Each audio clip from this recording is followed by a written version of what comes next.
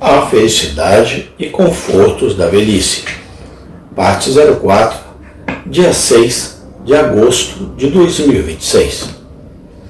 Esquece o cuidado de sua doença hereditária e persegue suas iniquidades com avidez. Alguns são agradados por aplausos e, assim, buscam a fama superficial e uma reputação infundada. Outros soltam as rédeas para os deleites sensuais e se deleitam nos prazeres do pecado por um tempo. Outros, deixando de lado todo o temor a Deus e o amor ao próximo, estão determinados a se vingar e aniquilarão todos que cruzarem seu caminho. Outros, esperando por aquela satisfação nas riquezas que nunca encontrarão, e se de agarrar-se a uma propriedade abundante de qualquer maneira. Ora, alguns jovens escapam felizmente dessas armadilhas, como foi o caso de Obadias, e alguns idosos são infelizmente aprisionados nelas, como foi o caso de Salomão. No entanto, mais comumente, a juventude, em razão de sua inexperiência e falta de mortificação, está cheia de pecados. Jó podia refletir sobre os pecados de sua juventude. E Davi viu motivos para clamar pelo perdão dessas ofensas. Daí, Aristóteles dificilmente admitiria a juventude como capaz de sermões morais.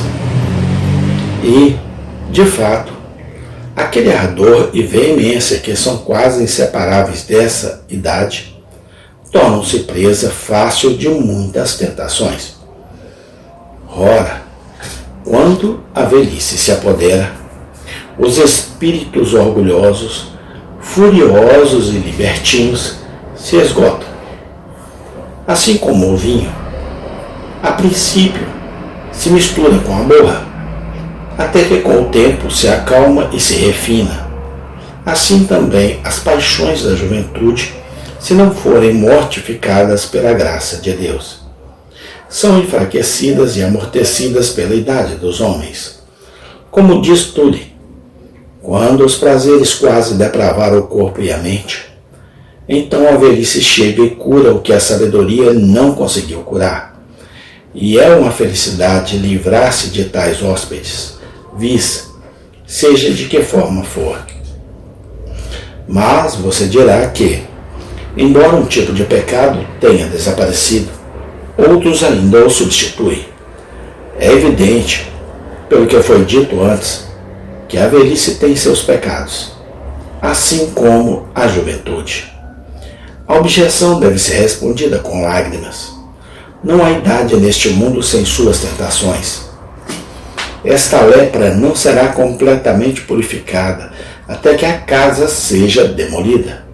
Mas, assim como encontramos crianças e jovens mais propensos a gerar vermes do que idosos, há menos enormidades na velhice do que na juventude, pois as transgressões geralmente procedem da ignorância, que a velhice costuma informar e curar, ou da força das paixões, que são muito reprimidas e reprimidas na velhice. Ora, quanto mais velho um homem fica, mais sábio ele deve se tornar. E quanto mais sábio ele se torna, menor a probabilidade de escolher o mal. Quanto mais golpes e julgamentos divinos alguém tiver sobre os malfeitores, mais ele deve ter medo de interferir. Quanto mais próximo um homem estiver do seu fim, mais racionalmente ele se acautelará para não obstruir sua consciência. De modo que as graças moribundas são mais adequadas para um corpo moribundo, e um coração santo é mais adequado para uma cabeça grisalha. E este é um grande privilégio, pois, assim como o pecado e a doença da alma é o maior mal do mundo, o estado de vida mais livre dele deve ser necessariamente o mais feliz. pois é isso que ajuda a completar nossa felicidade no céu.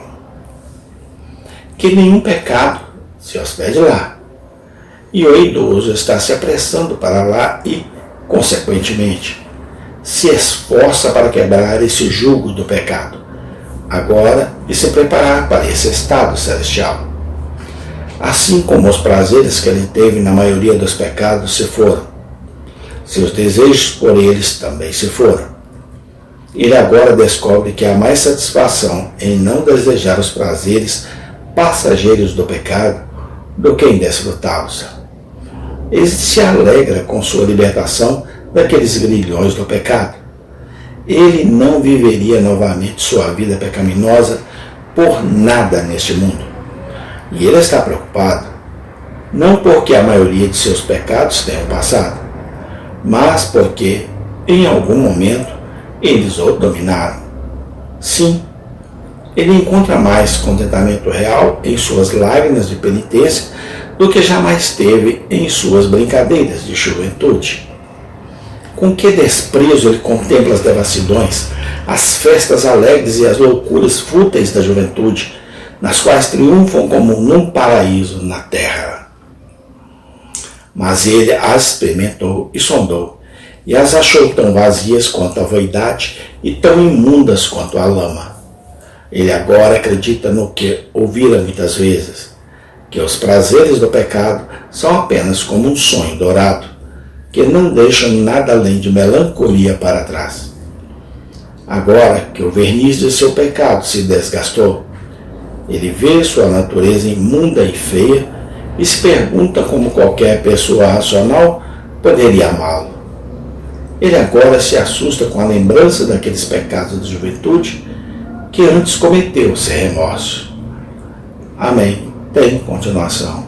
Obrigado, Deus Pai, por nos limpar e nos purificar de todo o pecado, deixando tudo para trás da cruz de Cristo.